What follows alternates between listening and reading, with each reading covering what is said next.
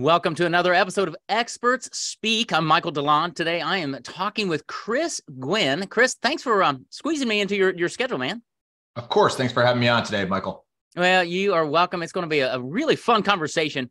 Chris and his company, Great Lakes Advisory, they help business owners build processes, build systems to onboard employees, to make your business run more efficiently, to help you get more profits, and to help you actually run a business where you, the business owner, are not doing everything. You're not the bottleneck. So this is a hot button for me, Chris. So I'm super excited to have you here. Tell us a little bit about you and how in the world did you get to doing what you're doing today?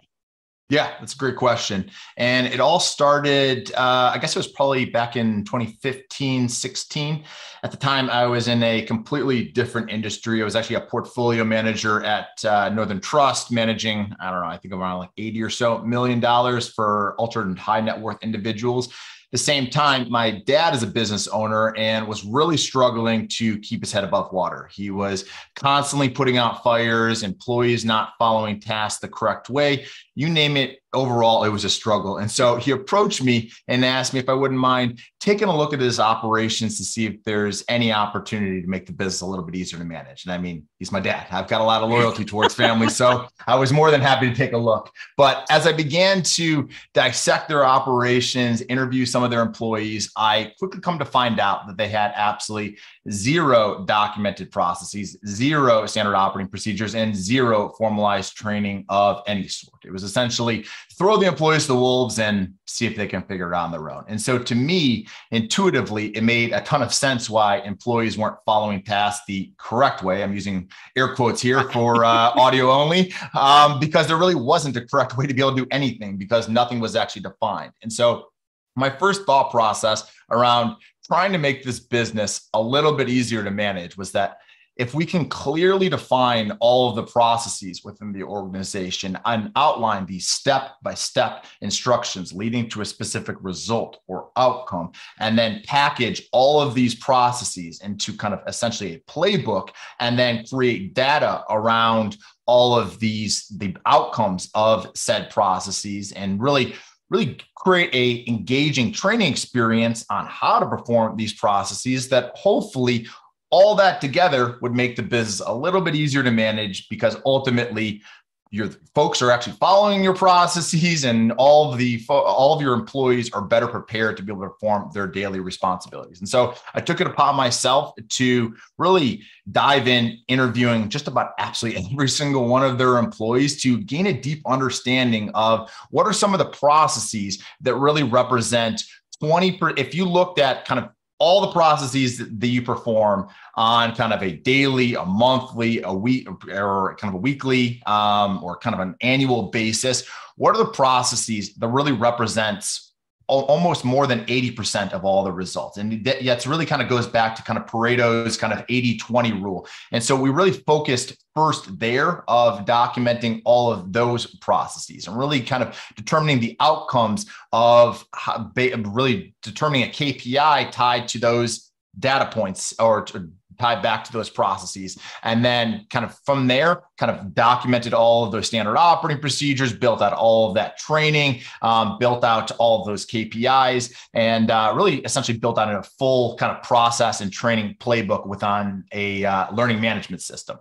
After that, after I finished that initial project, I noticed something very impactful that happened. I noticed on the operations side, because we now had all of these clearly defined processes and standard operating procedures in place, I noticed that there was overall more consistency in the operations, that there was really these standard operating procedures that guided all of the actions of the underlying employees, and tasks no longer started to fall through the cracks, which in turn led to an overall increase in overall profitability for the operations and for the organizations. But I also noticed the entire impact on employee morale. And as I stated before, there was absolutely zero training, zero kind of defined processes. And to be fair, probably a lot of confusion around kind of what employees should be doing, because it's difficult to really set clear expectations for employees if they weren't properly trained.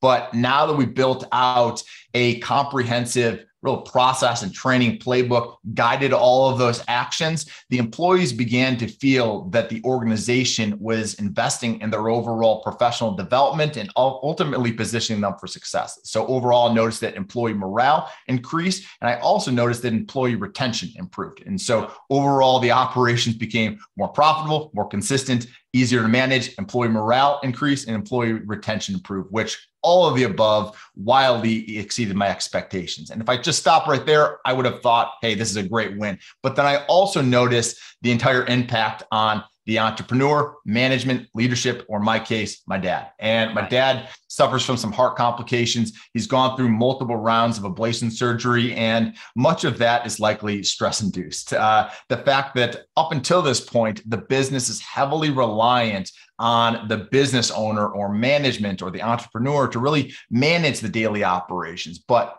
because you now have all of these clearly defined standard operating procedures, and you have kind of these systems and processes in place, and the business is running on repeatable processes, that allows management or the business owner to effectively remove themselves from the daily operations and actually delegate many of those responsibilities. And so I noticed in my dad's case, it allowed him to actually reduce the number of working hours in a given week and focus a little bit more on alleviating some of that stress and just increasing his overall health and well-being. And so taking a step back and just realizing what an incredible impact that processes, systems, training, and data could have on an organization, I realized that there was certainly a much larger need for this solution outside of his business. So I opened up Great Lakes Advisory back in 2018 to address this specific need. Woo! Way to go. So much there that, I just came out of a conference last week, and the guy used to work at Disney. He built one of the restaurants at Disney. He was in management, and now he teaches Disney principles to businesses. And Disney runs on systems. I mean, they have systems on everything. And he said the three questions that Disney always asks around a system is what, how, and why. What do we do? How do we do it? And why do we do it? And he says that helps build the system, but it helps the employee understand, why are we doing it this way, right? Wow, where do we begin? One thing you said, well, you said lots of things. What you're talking about, Chris, is visionary stuff for most business owners. They know at some level that we need it. And at the same time, it's like a root canal. I know I need it, but I don't want to do it, right? It's like, take a stick and poke me in the eye. I don't want to do everything that you told me to do because it takes time, and I don't have time because I'm running a business, right? Talk to us about that. How do you work with business owners? Because I'm convinced I've seen business owners build systems, and I mean, our business runs on systems, and my son documents everything, and it's amazing how much free time, how much profit, all of that.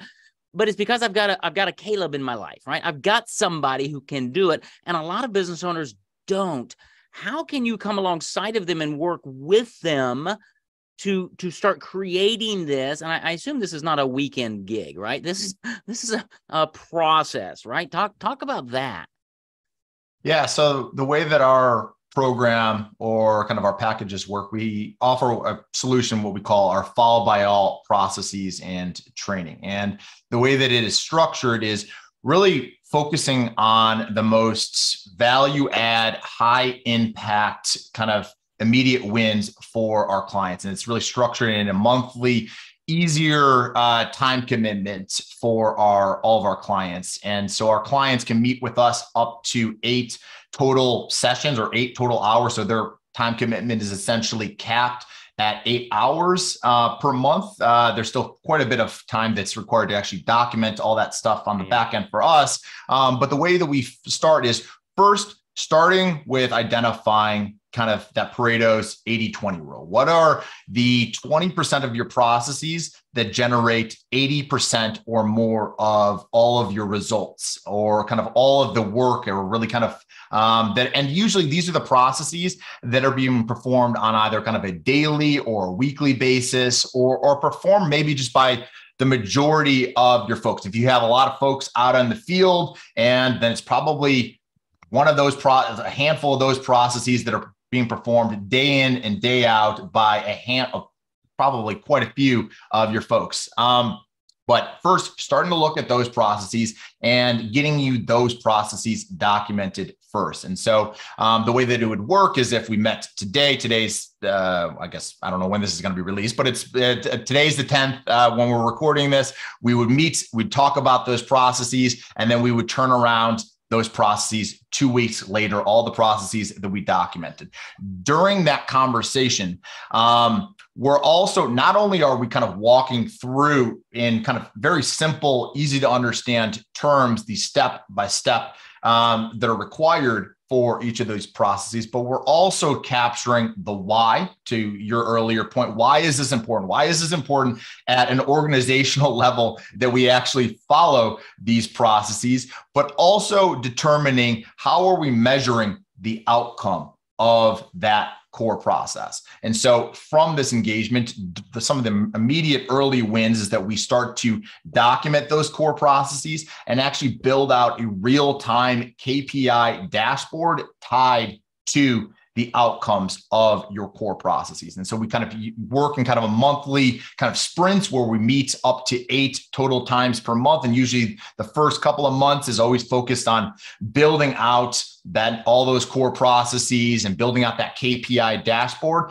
and then kind of monitoring that KPI dashboard. Once we kind of deliver and build out all of those immediate or the most high impact processes, then we also have a ton of ready to use training content that's just a ton of like foundational business knowledge for customer service and sales and marketing, project management, to give our clients some just additional early wins. And then from there, we start to work towards developing out customized training around some of the soft skills that might be necessary to perform some of these processes, some of the other responsibilities, and some of the additional training paths to really guide and really better educate and transfer that knowledge to our clients. And then from there, once we've kind of collected several months worth of kind of data, then we can kind of point to, all right, well, hey, it looks like maybe this process doesn't exactly look like it's being consistently followed. And then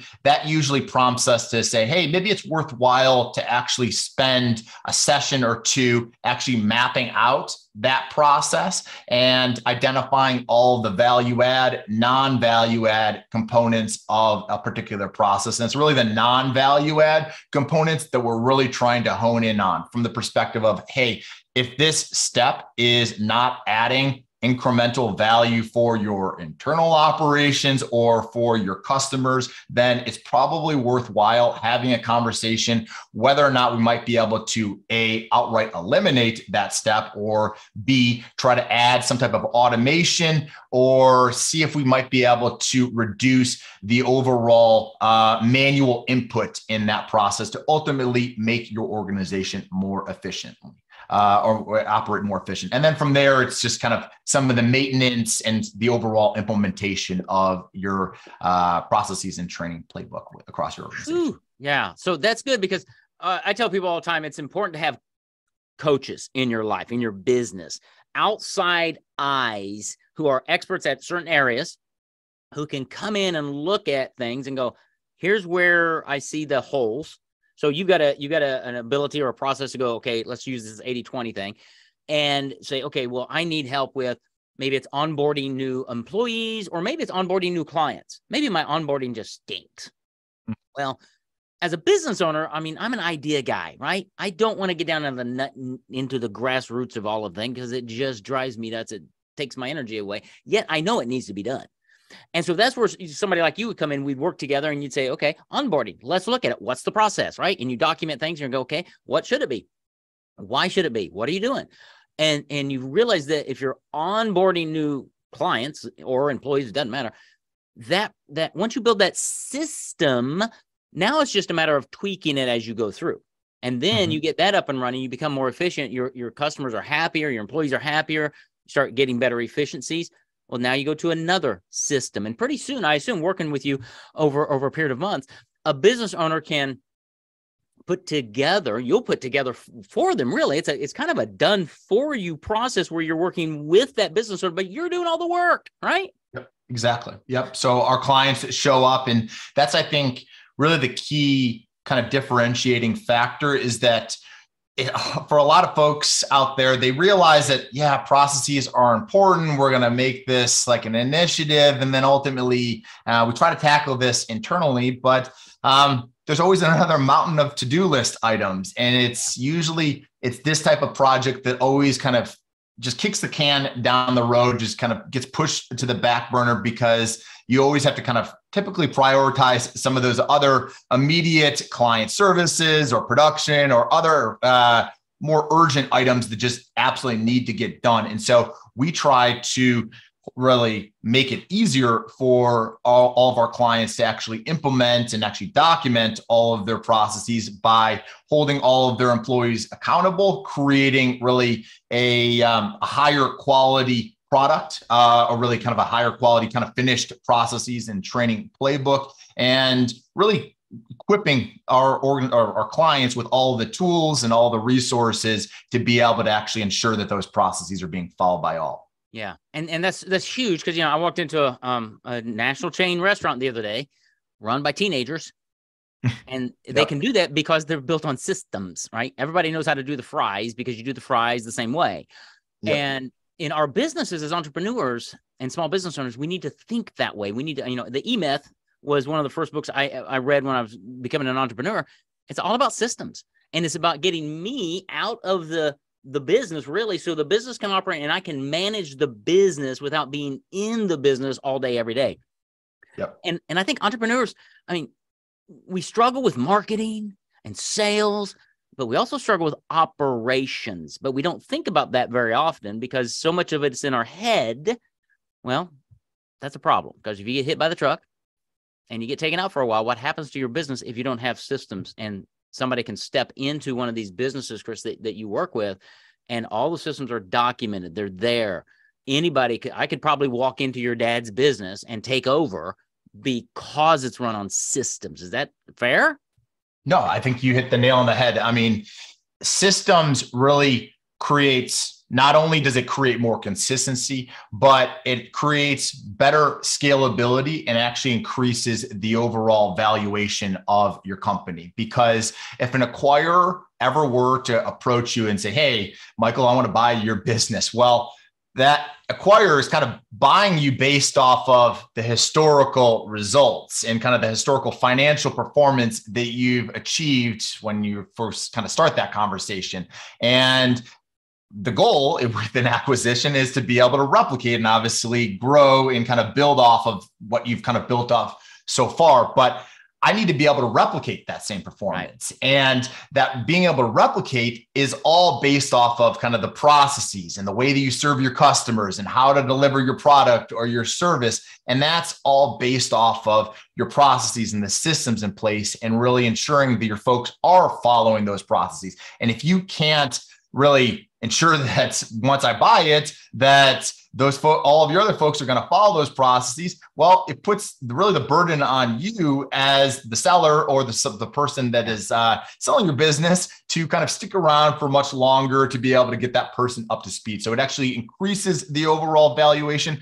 Another kind of common probably misconception about kind of processes is that it potentially maybe stymies kind of creativity in your business, but ultimately really what it does is it actually creates more freedom to actually allow you to become more creative when your business. It doesn't really bind you by some type of we can't, because some folks will think, hey, we've got a really, really unique way of serving our customers. Well, if you have a really unique way of serving your customers and you can't teach it to anyone else, then your overall scalability is going to be limited, and you're not going to be able to create the impact that you really want to be able to create and touch as many businesses or other customers that you want to be able to serve if every single time you're like reinventing the wheel. I mean, there's a reason why. I mean, you look at like McDonald's or some of these very process oriented, or Disney, the very process orientated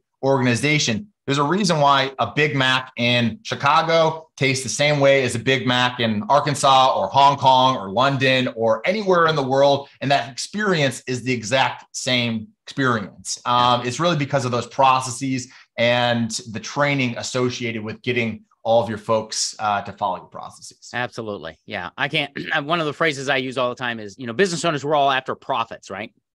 But I tell people, profits don't grow a business. Systems do. And when you have systems and your business runs on systems, then you're in position to scale, to be more profitable, to become more efficient, not lose money with all kinds of things, right? So I love the fact that you are very systems oriented, you're process oriented, but the thing that really moved the needle as I looked at what you do is you do it. You have the conversations with the business owner, you look at the business, and then you write out the SOPs and all that, and you present them to the business owner, you work with them and say, here it is, here it is, here it is. And then you've got the training behind it. And so you can help a business owner over the course of time really, really build a business that runs without them so that they can have more free time, have more profits, and have a business that can be sold probably at multiples of what it's worth today. And they're going to have so much less stress and more freedom. It's amazing. Let's pivot. How do people, I mean, this is intriguing. I don't think I've ever had anybody on the podcast who does what you do at your level, who's actually the done for you guy in helping a business owner create SOPs and all that. Because I mean, that's just a time consuming thing, because my son's my chief operating officer. He builds systems and SOPs for us for everything. And it takes half of his time, right? I mean, every week, that's what he's doing, is tweaking and okay. Not everybody has one of those. So you could become that chief operating officer per se, that systems person, because once you get systems in now, it frees up business owners. Reach out to Chris. How can people find you? Where do they go to get more information about what you do, Chris? Yeah, of course. Visit us at greatlakesadvisory.com. That's GreatLakesadvisory.com. You can also sign up for our newsletter, or you can always book a call. We're always happy to meet other hungry, growth-orientated entrepreneurs and business owners and other small businesses that might need some help kind of implementing and documenting all of their processes. And so always happy to connect with other folks for a complimentary consultation. Terrific. GreatLakesAdvisory.com. He's up in the Chicago area, hence Great Lakes, right? So it's easy to remember. Chris, Gwinn, thank you for a phenomenal interview, for really doing what you do to help businesses streamline their operations, produce better customer service, greater profits, and for business owners, more free time, because that's really, I think, what drives a lot of us is we want that free time to do other things to make an impact on the world. So thanks for what you're doing, Chris. Go check them out, greatlakesadvisory.com, and come back for another great episode of Experts Speak coming at you soon.